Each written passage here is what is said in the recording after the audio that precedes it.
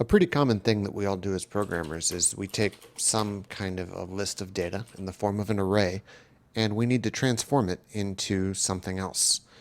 A really powerful way to do that in JavaScript is by using the reduce function, which is built into all arrays. Now, in order to use reduce, you need two things. The first thing you need is a reducer, and the second thing you need is the initial value of the accumulator.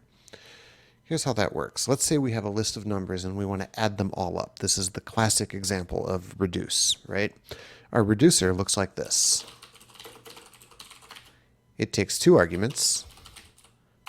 The first argument is called the accumulator. The second argument is the item in the array that you're going to be integrating into the accumulator. And what you're going to do is you're going to return a new accumulator. So because we're summing up an array, we're going to return the previous accumulator. This is what got returned the last time this function was called. And we're just going to add that to the current item. So if the accumulator here is always the previously returned accumulator value, then the very first time this runs, we need to provide some sort of a specific value so that it knows what to start with, since it never worked, never fired before. So the second thing we need is the initial value. And for now, let's just call that 0.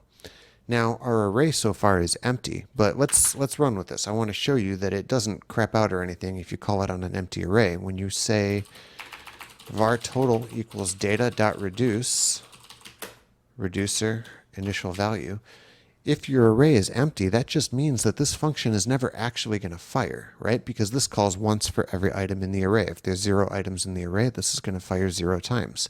What's going to happen is your initial value is just what's going to get immediately returned.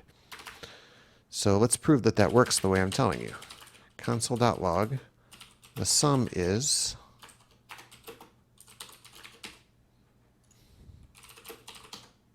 you can see here the sum is 0. And that's not just a random 0, that is exactly the initial value. If we pass in 10 instead of 0, the sum is 10, right? Let's set this back to 0 for now. And let's add an item to our array up here. Let's add the number, I don't know, let's add the number 15. So now the length of our array is no longer 0. The length of our array is now 1, which means that this is going to fire once. The initial value is 0. That's the initial value of the accumulator, the one time this runs.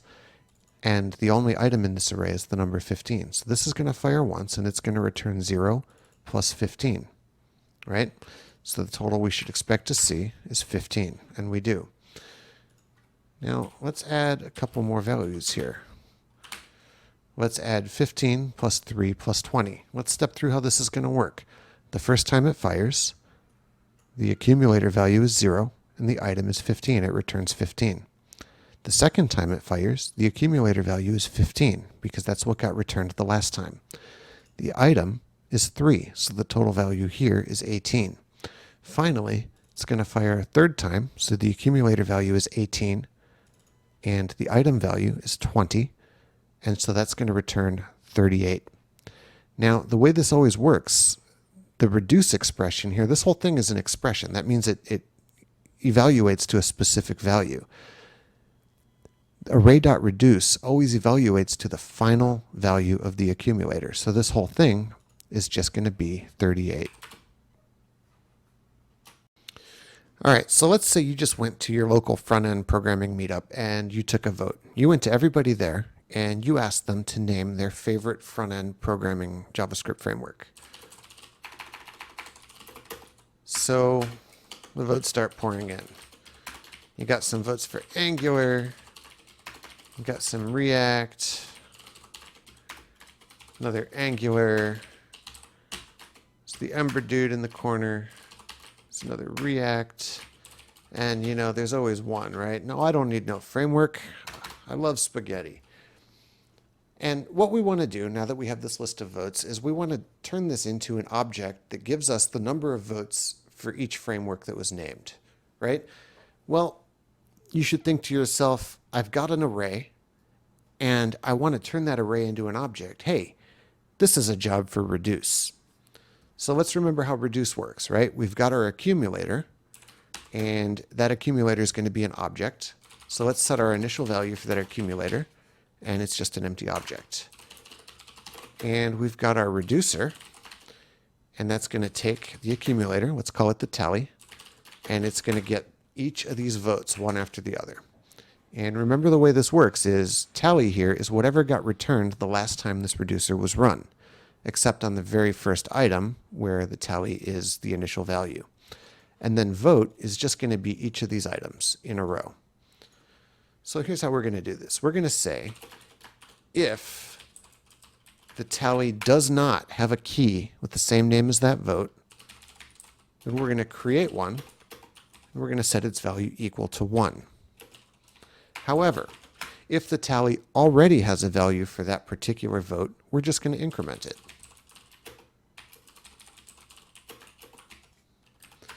And then, because this is a reducer, it's very important that you remember to return your accumulator, right? So the result of our informal poll is going to be votes.reduce. It's going to take our reducer, and it's going to take our initial value. Now, let's just step through and make sure we understand exactly what's going on here. So we've got our votes. We're going to reduce it using this reducer. This reducer is going to take the accumulator, and it's going to take the first item in the array. So the vote here is going to be Angular, and the tally is going to be this empty object. It's going to say, hey, does tally.angular exist? No? Great. Tally.angular now equals 1. Return tally. It's going to get called again. Vote is Angular again, and tally is the return value from the previous iteration. So it's an object with one key, Angular, whose value is 1. Now when we get to our logic, we're going to see it does exist, so we're going to increment that. Now we're returning an object whose key is Angular and whose value is 2. We get to the third item here, React. Well, vote is React, tally is this list of Angular is 2. So we're going to create a new key, and we're going to say tally.react equals 1. So when we return that, it's an object. It's got 2 keys, Angular, whose value is 2, and React, whose value is 1. And so on and so forth. We're going to step through every item here, and we're going to integrate each of those items one at a time into our running tally. Because this is reduced, this whole thing evaluates to the value that gets returned from the very last call of the reduce function. And so when we run this, we see we had 3 votes for Angular, 4 votes for React, 1 vote for Ember, and 1 vote for no framework. I'd like to talk a little bit about some different kinds of reduce operations that are pretty commonly used. In fact, some of them are so common and so everyday that they don't even use the reduce function. There are other ways to implement them, but I'd like you to still be thinking about these as reductions, because what they do is they take an array and they transform it into something else. So the most common one of these is, or one of the most common, is let's say you've got some array, and you need to transform it into another array with the same size. It's got the same number of items, but some sort of transformation has happened to each item in that array. So for instance, why don't we take our data array here, and we're going to reduce it into another array where every value is doubled, right? So you can say var doubled equals data.reduce. And the initial value for our accumulator is going to be a new array. And all we're going to do is say accumulator.push value times 2. Then we need to make sure that we return the accumulator. So if we say console.log my doubled data,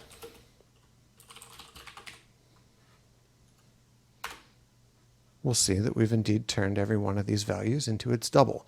So if you're paying attention, you might know that there's another name for this operation. This is called a map.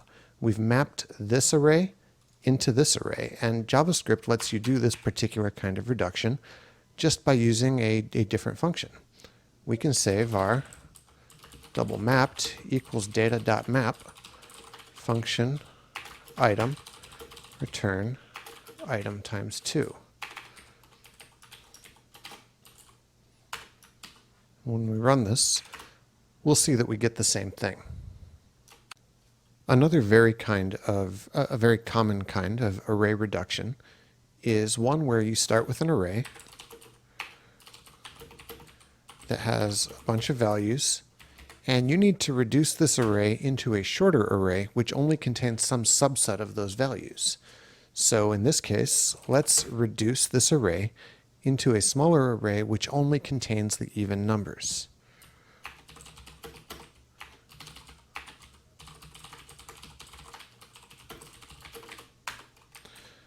Just like when we were implementing map by using reduce, we're going to pass in an empty array as our accumulator value. But now, instead of just taking every value and pushing it into our accumulator, we're going to do a little check here. We're going to say if value mod 2 equals 0, in other words, if the value is divisible by 2, then accumulator.push value. Return the accumulator. So console.log evens is going to spit out 2, 4, and 6. Now, if you're following along at home, you know that the name for this operation is actually filtering. And just like mapping above, JavaScript gives you a way, like just natively on the array object, to filter. So we can say var even filtered equals data2.filter function item, and we just say return item mod 2 equals 0. Right? And so if we log even filtered out, we'll see that that worked the same way. Now, I know what some of you are going to be saying right away. They're going to be saying, Mick, why on earth would I use this reduce function with all of these moving parts when I could just use a filter function, or when I could just use a map function? You might go on to say, look, it's even better because filter and map and all of these various array operators, not only do they take a simpler function, but you can compose them. So if you wanted to take our data set, right, and you wanted to filter to only return the even numbers, and then you wanted to double those numbers, you could do that very elegantly. You could do something like this.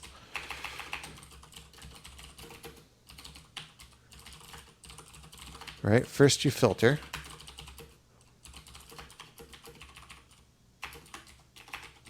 And then you just chain map right on top of that. Right? So if we console.log filter mapped, we get 8, 4, and 12. And you know, you're totally right. That is exactly the right way to think about this. If you have these tools that work like this, you should be using that. I still want you to be thinking in terms of reduction. I still want you to realize that what you've really done is reduced this array into another array. But keeping your code simple and concise and readable is really important, and I encourage that. But here's something that you might not have thought of. This is going to work fine, right? If you're running this on an array of 6 numbers here, do it this way, absolutely. But what if you have slightly more information, right? What if you have a big array? Let's create 1 million items in this array, right?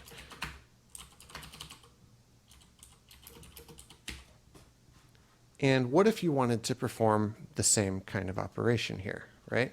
Let's, you guys know this cool trick where you can say console.time, and then we can do this same operation. We can say filter mapped big data. This is big data.filter. And then when we're done, we say console.timeEnd big data. And we're not actually, we don't want to, log out 1 million items into the console here, but we are going to log out how long it takes this thing to run. Okay? And okay, that's not bad. 76 milliseconds, right? But look at this.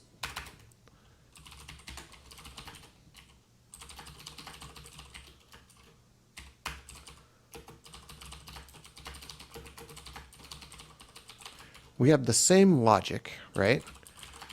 but we're going to use the reduce function. And we're going to say if value mod 2 equals 0, then accumulator.push value times 2. Return accumulator. We're going to start that off with an empty array. And now we're going to say console.time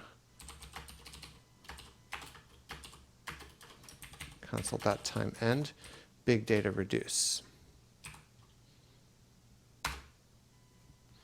Wow, look at that. This one took 79 milliseconds, this one took 54. Why is that? Well, that's because when you're composing your map and your filter, first the filter is going to iterate through 1 million items, and it's going to return 500,000 items. Then your map needs to be applied to each of those 500,000 items. Contrast that to the reduce approach, where we're filtering and mapping all in one step. We only need to iterate over those million items once, and then we're done. So I'm not saying that you should always be doing this, but I am saying that for complex chains, like especially if you're doing things like filter this and then map to that and then like sort this and da-da-da, right? If you're dealing with a lot of information, then it can be very helpful to be aware of the way reduce can give you a huge performance boost by allowing you to merge all these operations together so you're not constantly iterating over the same data set. So we know that it's possible to reduce an array into another value by writing a reduce function. The reduce function has a signature that looks like this. It takes an accumulator, and it takes a value, and it returns some integration of that accumulator and that value to act as a new accumulator. So if we have some data that looks like this, we can reduce that data into a sum, for instance, by using this reduce function, right?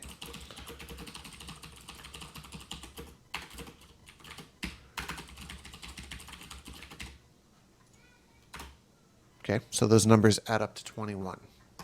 But what if we wanted, instead of just merely adding these up, what if we wanted to compute the mean? Now, in order to do that, we would need to take the sum, and then we would need to divide the sum by the number of items in that array, right? So it's easy enough to just say, reduce into the sum and then divide it by the length of the array. Let's add one more number in there just to make it not be quite so clean. Look, that works, right?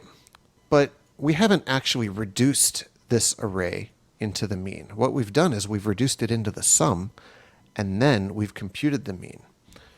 But as good functional programmers, right, we want to think in terms of like a pure one-shot way to transform our input data into the thing we really want. This should leave almost a little bit of code smell, right? We've reduced it into a sum, and now we're bringing something else to bear onto that sum. Is there a better way to do this? Well, the answer is yes, and the way we do that in JavaScript is by taking advantage of the fact that there's actually a couple other supported arguments into the reducer function. The first of those arguments is the index. So this is the index within the parent array of the value that is currently being evaluated. And the last one is the array itself. So what does this let us do?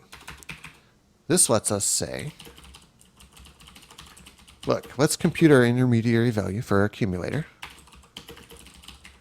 And if this is the very last item, right, if this is the last time this is being fired, then we're going to know that that's the case because index is going to be equal to array.length minus 1, right? So if index equals array.length minus 1, instead of merely returning the intermediary value the way we do when we sum it up, we're going to return intermediary value divided by array.length. Otherwise, if this is not the very last time this fires, go ahead and just return the intermediary value directly, right? So you can see when this runs, it's going to run here, the accumulator is going to be 1, then the accumulator is going to be 3, then it's going to be 6, then it's going to be 9, then it's going to be 13, right? We're going to add this up until it gets to the very last step. Now in this instance, we have an array whose length is 8, right? So the very last time it fires, value is going to be 1. The accumulator is going to be 1 plus 2 plus 3 plus 3. It's 13, 18, 21. The index is going to be 7, right? Because it's the last item in our length 8 array with the 0 index. And the array is the array itself. So what's going to happen is that 1 is going to be added to our accumulator to give us our total of 22. This then is going to evaluate to true. So instead of returning the sum directly, we're going to go ahead and we're going to compute the mean right here inside of our reducer. So the big difference here, right, this is going to get us the exact same value. But now, instead of reducing the array into a sum and then computing the mean, we've gone ahead and we've directly reduced the array into a mean. And this is all one pure function. If you're writing unit tests, and you're writing unit tests, right? You can test this. You can pass in an accumulator and a value and some index and some array. And you can write tests to make sure that this behaves the way you would expect when you pass in, for instance, an array of, length 1 and whatever, right? So given that it's a pure function, this is a rule that tells you how to take some array of numbers and reduce it into a mean. You know how JavaScript has a bunch of these curiously endearing little features, like if you say console.log number1 equals string1, right? What's it going to say? It's going to say true because it's trying to help you.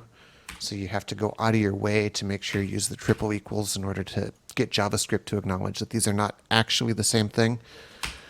Well, there's something similar when you're reducing arrays. Let's say we have an array of numbers, right? Textbook reduce example here, and we want to add these numbers up.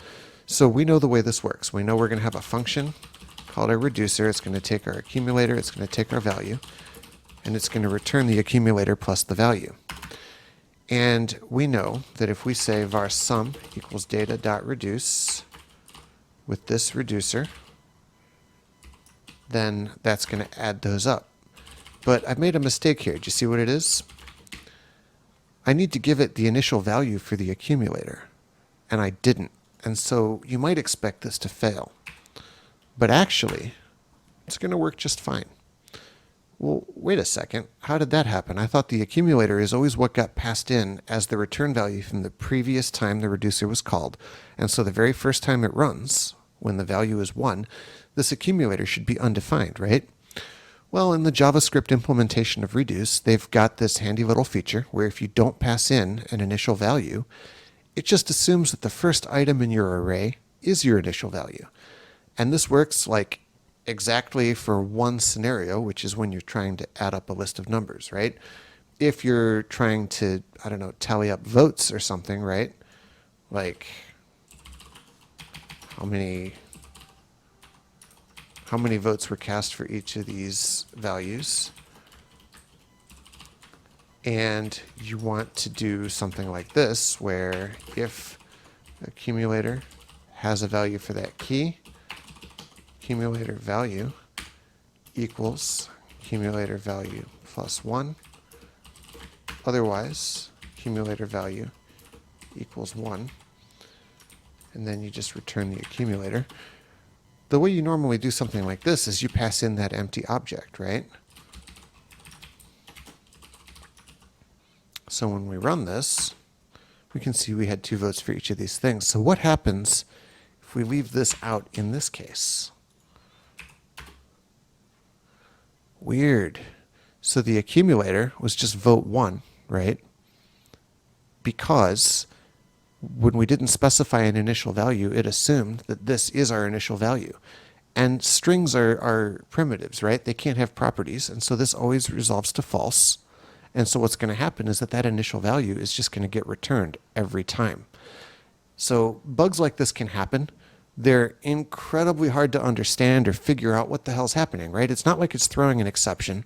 It's not like it's returning undefined, right? It's returning a value. It's just, where the hell did that come from, right? Another common mistake that you'll see is if you forget to return the accumulator. You do your logic, but you don't actually, let's not be making 2 mistakes at once here. You've got all your logic, everything is good, but you forgot to return the accumulator, and now it's saying the accumulator value is undefined. Like what? What do you mean the accumulator is undefined? I set this in here. Well, this is actually the second time it runs. Because the first time it ran, it never returned a new accumulator. Accumulator became null the second time this ran, and you're going to get that kind of an error. So, two takeaways here. Number one, always pass in an initial value for your accumulator. Never rely on the fact that it'll automatically work when you're summing numbers, because the bugs you're going to find are really quite magnificent. And number two, always double check and make sure that you're actually returning the accumulator. Let's talk about a couple of patterns for reduction that you might not necessarily immediately think, oh, that's a place I should use reduce. A really common one is called flatten. Let's say you have an array of arrays, right? So maybe you've got 1, 2, 3, 4, 5, 6, 7, 8, 9, and it's just like an accident of the way your code is structured that all of these values are stored into all these different arrays, right?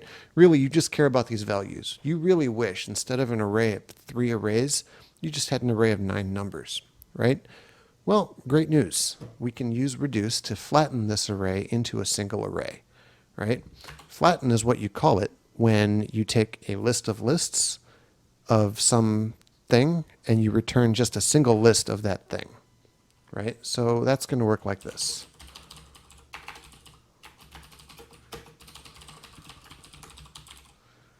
Right?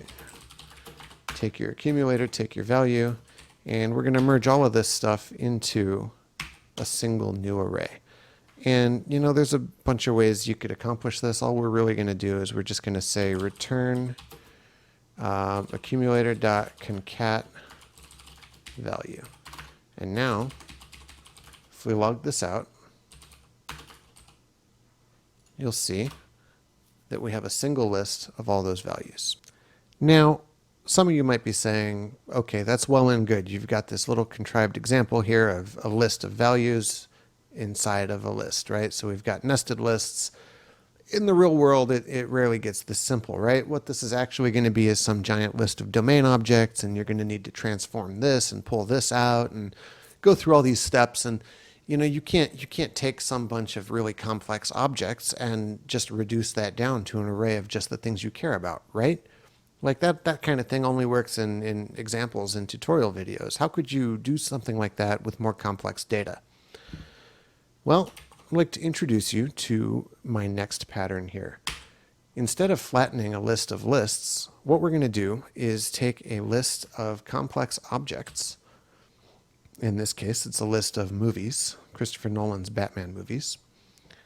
And what we're going to do is we're going to reduce this list of objects into a single list of the stars that appeared in these movies.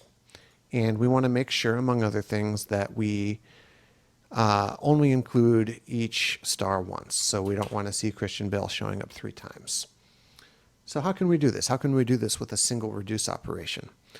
Well, this kind of operation has a special name. This is called a flatmap. And if that sounds familiar, it might be because at your local meetup, you might have heard some functional programmers talking about monads and flat maps, and you know, the rest of us have no idea what they're talking about, right? Well, until today, because I'm going to tell you, of course, that a flat map is actually just a type of reduce operation. Just like map is a reduce, just like filter is a reduce, a flat map takes a list of values here, where those values are potentially complex objects, and it turns each of those values into an array somehow, right? In this case, what we're going to do is we're going to step through, and we're going to, for each of these movies, we're just going to pull out the cast. Then it concatenates those arrays together with a flatten operation. And what you have in the end is a list of values that were extracted through some compound operation from a list of more complex values. So the naive way to do this, right, would be to say var stars equals input.reduce accumulator value. Our initial accumulator state is going to be an empty array. And like I said, the naive way to do this would just be to say return accumulator.concat value.cast. But this doesn't satisfy one of our constraints, right? If we say console.log stars, Okay, there's all our stars, but Christian Bale, Christian Bale, Christian Bale. That's a lot of Christian Bale. So can we do this better? Of course we can, because this is a reduce operation. This isn't some, it's not like a map where we are constrained in terms of what we can return. We've got a lot of power. We've got a lot of flexibility. So we can do something like this. We can say value.cast.forEach function star. We can say if act.index of star is greater than -1, then, let's invert that. So if the accumulator does not have an instance of that star, if that star is not yet in the accumulator, then say act.push star. Then return the accumulator. And bam, there you go. We've been able to reduce this list of movies through a flat map into a list of movie stars. So there's one more reduce pattern that I'd like to show you. This is not one that I think I've ever had occasion to use, but I'm sure somebody out there can, get a lot of mileage out of this for exactly the right use case. And so it's, it's a tool worth having in your toolbox. As you know, if you reduce over a set of values, here, let's create some dummy data here. I'm going to make 5 into a string, and you'll see why in a second. So you reduce over this data. Let's add these up.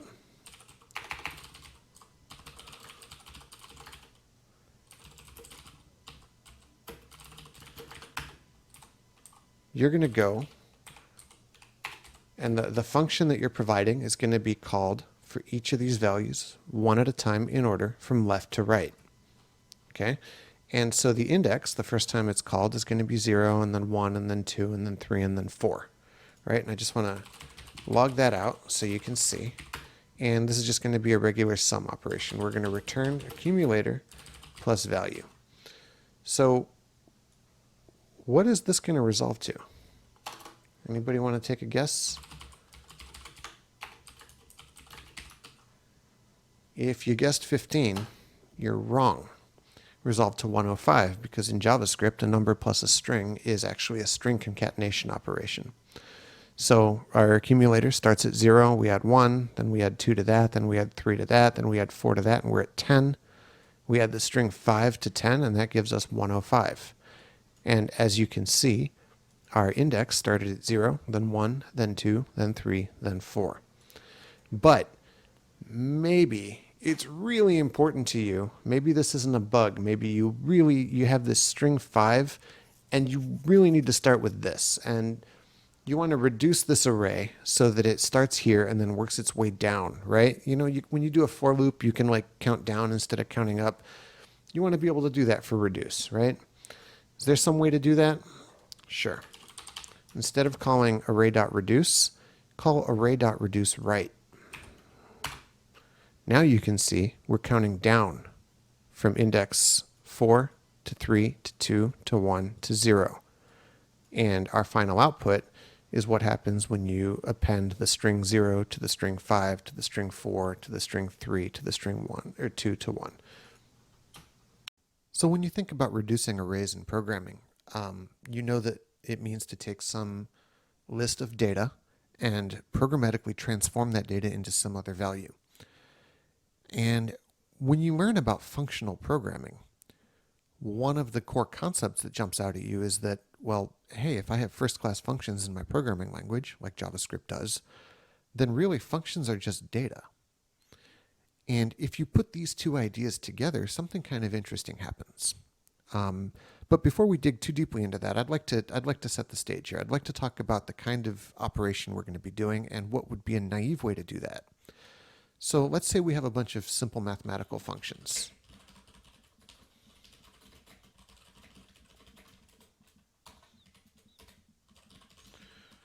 We're going to be able to increment and decrement a value.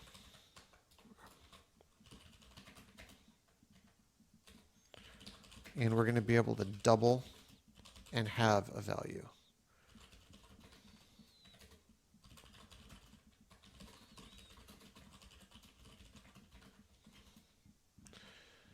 Now, let's say that for whatever reason, we have this requirement that we're going to get some input value, and we need to increment that value, then we need to double that value, and then we need to decrement that value. Okay? So one way that we could do that would be to say var initial value equals 1. Var incremented value equals increment initial value. Var doubled value equals double incremented value. And var final value equals decrement doubled value. So if we say console.log final value, we see that the final outcome here is 3. But I hope that this is setting off a whole bunch of alarm bells for you, right? You wouldn't actually want to do it this way. This has, you're initializing all these different variables. You're making your code much more complex to read, right? And you're introducing mistakes. What if I, accidentally decremented my initial value because I totally just boneheadedly forgot that I'm changing my variables or whatever, right? This is not the way to do this. So you think, okay, I'm a good programmer. I'm going to write a single function which captures this behavior and doesn't pollute my code space and my scope with all these other variables. So instead of doing it this way, I'm too smart to use all of these small functions up there, right? I'm going to write a function called transform, and it takes an input and it returns, let's see, input plus 1 times 2 minus 1. And I'm going to say var final value equals transform initial value. Right? Same answer. This is a little bit better, but I would encourage you to consider in this highly contrived example, but also in real examples that you will encounter in your real day-to-day lives, I would encourage you to consider another approach, which is don't take all of this complex behavior and stick it all in one line that just, has to work, and don't think too hard about it later. If it's not working, just, cross your fingers and hope for the best. Let's be good functional programmers here, and let's use functional composition, which means that instead of writing a function like this, we're going to create what's known as a pipeline. Now, you might hear this term thrown around because pipelines are really popular right now. They're useful in things like stream computing. They're useful when you're doing big data analysis. All the reactive stuff just loves this. A pipeline is a term for a series of functions that get applied to some initial value in order to return some final value. And this pipeline can be invoked as just one single function, so you don't have all these intermediary values littering up your code base.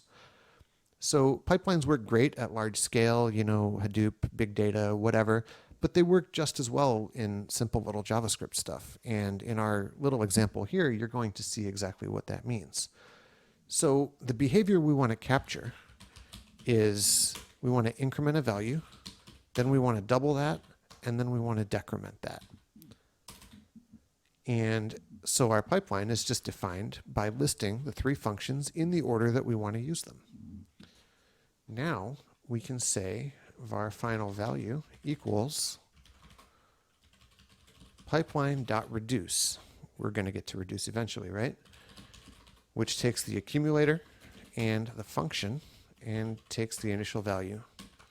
Now remember how reduce works.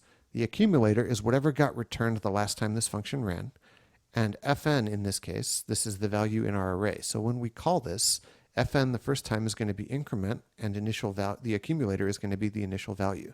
So we're going to increment the initial value, which is 1. That should give us 2. So then the next time this is called, the accumulator is going to be equal to 2. And the function, we want to apply the double function, right? So that's going to return 4. And then we're going to pass 4 in as the accumulator and decrement as the function. And in order to make this work, this is super simple. Watch. We just want to say return an application of the function to the accumulator. Now, when we run this, we see that it gives us exactly what we want.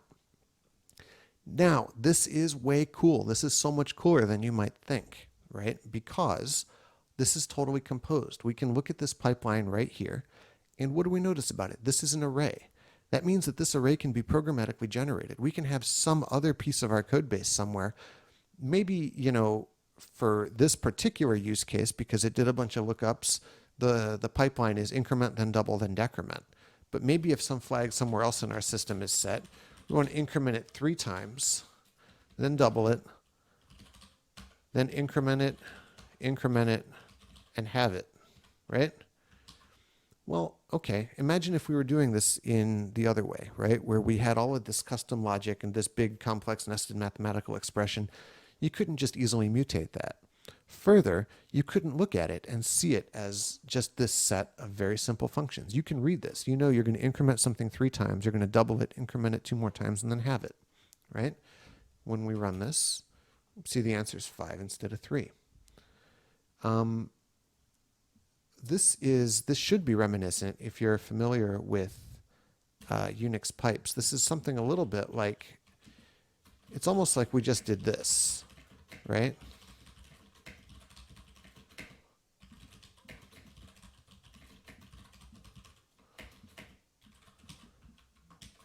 And that's pretty awesome, right? Because the outcome, we don't care about anything that happens in the middle. What we care about is the final output of that process. Now, there's also, some people like to think about this in the opposite direction, right? So I just would like to take one last second here and remind you that reduceright is also a function, in which case you're going to have the value first, then increment, double, increment. Reduceright means rather than starting at the first value, start at the last value and work backwards. So if we reduce this to the right, then we get that. Today I'd like to show you how to use array.reduce in order to deal with data that is maybe not quite as clean as we'd always like it to be. And to celebrate the new Star Wars movie, I thought I'd use some Star Wars characters as my sample data here. No spoilers here for anything new. So here's what we've got. We've got 3 characters, Luke, Han, and Anakin. We've got their name, we've got whether they're a Jedi, and then we have their parents. And all we care about with their parents is whether that parent was a Jedi. So for Luke, his father was a Jedi, his mother was not. For Han, both of his parents, we assume, are not Jedi. But we get to Anakin and we have a problem, right? Because Anakin doesn't have a father, if we listen to the original trilogy and we let his mother stick to her story. So how do we make an informed decision about this? If we try to write some pipeline that looks at character.parents.father.jedi to find out if that parent was a Jedi, we're going to get an undefined exception, right? So let's write that real quick so you can see what I mean. We can say characters.forEach. Let's just say console.log character.name father was a Jedi.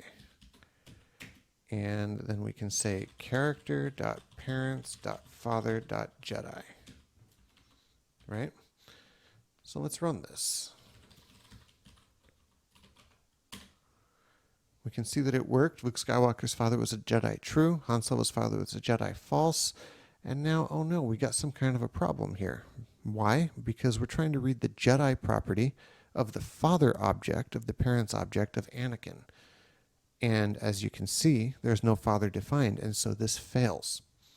So how many times have you actually seen this, right? Like this happens so often when you're programming. You've got to do these null checks if you're trying to read down this path. And sometimes that's fine, right? Sometimes you don't care. Sometimes if you could have some rule that says, look, if father doesn't exist, assume false, right? That's a perfectly valid way to approach this. We don't want to invalidate our entire strategies just because our data is polluted in this one instance. But is there some way we can write code that will, not crap out while getting us the behavior we care about? And it turns out that there is. And it turns out that our old friend array.reduce is going to help us with this. Here's what this looks like. Let's write a function called father was Jedi. And it takes a character. Okay? The trick here is that we need to come up with the path that we're going to follow down through the character. So that's going to be parents, or let's make this a string, parents.father.Jedi. And we're going to say path.split. So we're splitting the path on the period. We're going to return this. Path.split.reduce function object field. And the return, or the initial value here, is the character. So this is a little bit of an unusual formulation. We're not used to seeing things work quite like this. This is not a standard reduction for a lot of us. So let's step through how this is going to work. We know, or we should know, that when you split a string, you provide the character, and what it's going to do is take this single string and turn it into an array of strings where this character goes away, right? So every time it sees this, it's going to close that string, open a new string. So if I say path.split period, it's going to return an array where the first item is parents, the second item is father, and the third item is Jedi. So we're going to do this. We're going to say if the accumulator object exists, return object field. Otherwise, just go ahead and return, return false. So we've got our array of parents, father, and Jedi, and we're reducing it. And so what's going to happen? The first time we call this, the object is the character that we've passed in. And the field is going to be parents. So the character does exist. So we're going to return character.parents. That's what this is doing, right? So for each of our three values here, that's going to be just fine, right? So now the object, the second time it's called, is the parents object. And the field is going to be father. Now, that's going to return, in this case, it's going to return this object. In this case, it's going to return this object. And in this case, it's going to return undefined, right? We don't know. There is no father. So the last time this runs with Anakin here, we're going to look at OBG object here is going to be undefined, so it's just going to return false. It's not going to try to read undefined.Jedi. But for Luke and Han, it's going to go ahead and read father.Jedi and return that. So then all we have to do here is, instead of doing this hard-coded lookup, we just say father was Jedi character. When we run this, we see that Luke's father was a Jedi, Han Solo's father was not a Jedi, and Anakin Skywalker's father was not a Jedi. So I don't always recommend using this all the time, right? A lot of times, if your data doesn't contain some field, then sort of coercing it to fit this mold by using a reduction like this is actually a band-aid on a larger problem, which is that you are trying to use your data in a way that it doesn't, was never intended to be used.